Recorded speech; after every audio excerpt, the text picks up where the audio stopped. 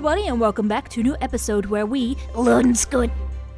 We play our game in our own changed setting and universe of Waterdeep, now called Waterdale, with new elements of the Industrial Revolution. Of course, our key feature remains a long-lost treasure. Last episode, Edmund and Fletch tied up some loose ends and discovered major clues. 3 books. 3 books holding all the secrets to finish their quest. With that as priority, the Skillbent Sigil resumes their quest. But without further ado, let's all scoot into the paths of a new adventure. Without delay, our group of adventurers plunged themselves into their next journey. After all, they were to meet the mayor at his little vacation home. It would be a small nook hidden away in the luscious greenery of the woods. He would be present after the arrival, to interview Volothamp. Afterwards, he would let the Skillbent Sigil rest up for a day to return to Waterdale. The hooves of horses clobbered against damp, loose cobblestone, dragging the carriage through a scenery of trees and moss. Fletch sat slumped on his seat, shoulders hanging and expression sour. Edmund sat across from him, eagerly miserable. He leaned on his palm, eyes lazily trailing over the view outside the window of the carriage. A lackluster attitude. They had to get up early. But Gamaya still had an addition on the topic of early mornings, sadly. We are on vacation, so that does mean breakfast at 9. How about we say 12? No. Alright. If we wish to make something out of our day, we should have breakfast at 9. We can finally have a day to ourselves and be on a little trip. Yeah, more reason to sleep in. We finally can. Can we all say 10? No, let's try 9. If you guys really hate it, then we can see if we can change it. I will have breakfast ready at 10 if 9 proves to be an issue. Fine.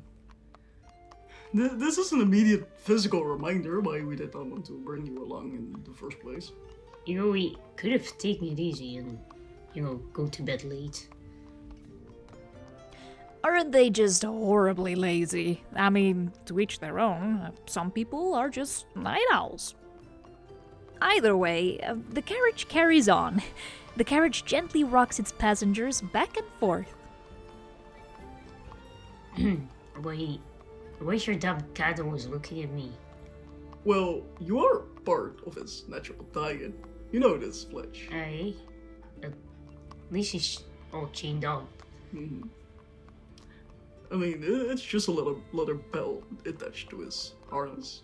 He's really eyeing you. He might bounce. But he is secure, right? Edmund? I mean, he is still secure. I don't know. He's still a wild animal. He can easily pull himself loose. Will he, Edmund? Nah, I'm just fucking with you. but seriously, he's still tied to the chair, right? I'm not so sure. Edmund, I've got chills, mate. That's not funny. Fletch and his fear for cats. And Hino is a little kitten too. Well, he better get used to it. Edmund is not parting with Hino. Anywhere he goes, Hino follows. But Hino wasn't the only party pet. Where are Jinx and Fenris, actually? Oh, Jinx is not too big a fan of these kind of trips and such. So, he often fends for himself and just scurries around the ship, I suppose. And, well, Fenris, I was worried it might be a bit too dumb, so I left him with Hera. Oh, that makes sense. Okay, so dinner. Are we going to the Mac Tavern? McTavern! Okay, we gotta keep that in. That's funny as hell. Fucking McTavern. Okay, they now have dinner at McTavern. Yeah, best burgers in town. That's not copyrighted, right? Hey, don't say that. You lured them to us. Oh boy. Fucking McTavern. I am actually kind of hungry. Me too. Kinda. we're actually kind of hungry. We can go to the McTavern. So, the group keeps on going with their journey, their trip. with enough breaks for tea and lunch or snacks. Plenty of stops to let Hino stretch his little feline legs and, how could I forget, dinner from the Mech Tavern. The sun starts to lower behind poofy white clouds, painting the trees and landscapes in a shimmering golden light. It could have been a short trip, but what is a carriage ride without thoroughly making use of the occasion? We do need more than just occasional breaks in a ride for some fun. After a full tummy and exhaustion from the long carriage ride, our party arrived. Before them stood an old, cozy wooden cabin. The windows were tall, letting in more than enough sunlight to paint the rooms in all sorts of late summer hues. There was a cute little porch, all wood and sturdy beams holding up a roof to the entrance of the house. The cabin had a black wooden roof, and the walls were made up from brown wood and large stone rocks and bricks. Edmund and Fletch enthusiastically hurried inside like two overjoyed children, all the while Gamaya followed with an endearing smile from the sight. But one individual ran past everyone. Hino ran past Edmund and Fletch to go inside the house, ready to explore. So now, everyone is inside. The first glimpse of the house. Fletch took off his cap and sat down at the small dining table in the middle of the kitchen. Edmund followed, and soon Gamaya too took a seat with the two men. A minute of silence passed, all three of them weary and tired from the travel. The kitchen was oddly colored, but welcoming. It wasn't the first color one would think of when thinking of a kitchen, but the true change in scenery was what gave the feeling of being truly away from home. A vacation. It was cluttered, comfortably messy. But comfort alone does not last. After all, the party arrived here for a purpose, and one purpose alone. Ah, there you are, my wayward heroes. Just in time for the interview. Heroes? That sounds like promotion. Oh, well, before you go running off, there's the matter of, appearances. My good friend Volothamp here has agreed to conduct an interview, as you all know, for the record, for the town. From behind the mayor, Volothamp reveals himself with a small, kind wave. It seemed almost childish from a man his age and from his fame. The two men, Volo and the mayor, now stand before the group of three. The mayor begins unloading some of his junk. A small crystal, an item magically infused to store voices and dialogue, an arcane item used for occasions like these, recording.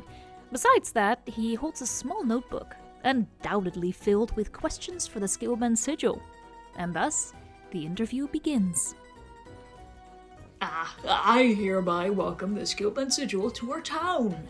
This will be an interview for our daily newspaper, so grateful you all made your time for our poor fishing village. Indeed, it is I, Volothamp Gadarm, adventurer, historian, adventurer, and humble servant of your deed. What an honor. Well, there's the first line of the evening. Ignore him. The road soured his mood. Classic rogue stuff. Alright. The people demand inspiration. They want to know who you are beyond the mask and the swords and spells. Think of it as your legacy. So, what drives all of you? The same thing that drives every man worth remembering. Ambition. Though, unlike most, I don't trip over mine. No. Splendid. Okay, let's see. Next question.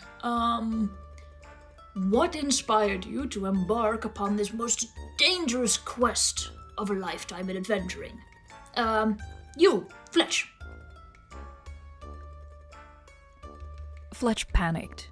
All eyes were suddenly on him. He, after all, was a wanted man. His name was mentioned so casually despite it being a fake name.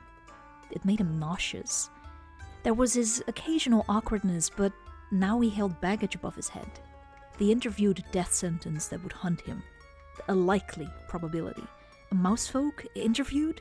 There weren't many mousefolk around, and the mayor held his voice in his hand, a recorded time-lapse of his voice stored in that tiny crystal. Still, he steeled himself to give some sort of response. Taxes? Taxes? A venture pays better than bookkeeping usually. Right. Okay. And you, my lady, what made you join this exact party? My sources tell me you joined later compared to the original formation of the Skillbent Sigil. I was inspired by the company I keep. Watching them stumble headlong into danger is amusing. Someone has to keep them alive. Yes, marvelous. Now, has your party so far been successful in their quest? Well, if you speak of triumphs, there are too many, but I will say this. Coaxing Edmund into occasionally admitting he's wrong, that feels monumental. I have never been wrong in my life. The banter, the tension. This will make an excellent copy. Now, third question. The island knows you as the Skillbent Sigil.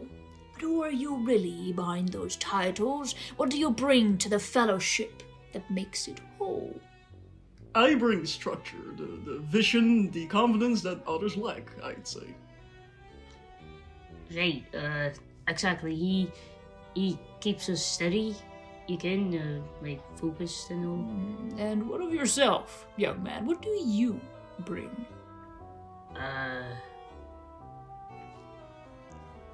A second set of eyes. I'm quite nimble. He cuts himself short. I spar with him daily about our plans. He's got a great set of brains in there, if only admit any sort of compliment about himself. And I bring balance. Without me, Edmund would inflate his ego so large, he'd float away. And Fletch would tie himself into knots trying to hold the string. We were not talking about you. But a devil in the team, what made that choice?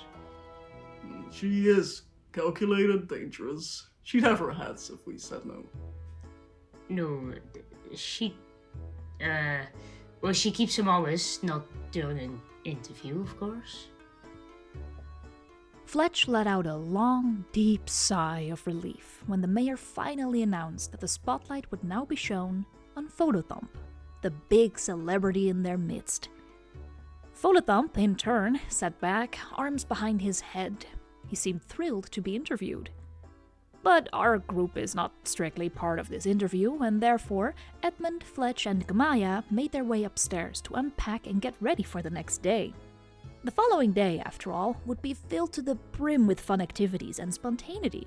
Gamaya had taken her turn to look through all sorts of flyers and brochures on what this hotspot of nature had to offer. She made some choices and planned to drag the two men with her. Edmund, on the other hand, fed Heino, took his evening shower as per routine to head in for the night. Fletch checked every window and door, making sure every nook and cranny of the cabin was locked before heading to bed. A fun day tomorrow, a fun outing with the three of them. Then going home the next day. Returning to Waterdale was finally within sight. And with that, I think that's it. Thank you for listening to our episode of Loot and Scoot, with many more to follow. Next episode, Edmund, Fletch, and Gamaya will take a safari ride around the area of their vacation home. A much-needed breather from the quest. Maybe some of our group will even discover new aspects about themselves. But for now, we've bothered you enough. Bye-bye! Later! Bye.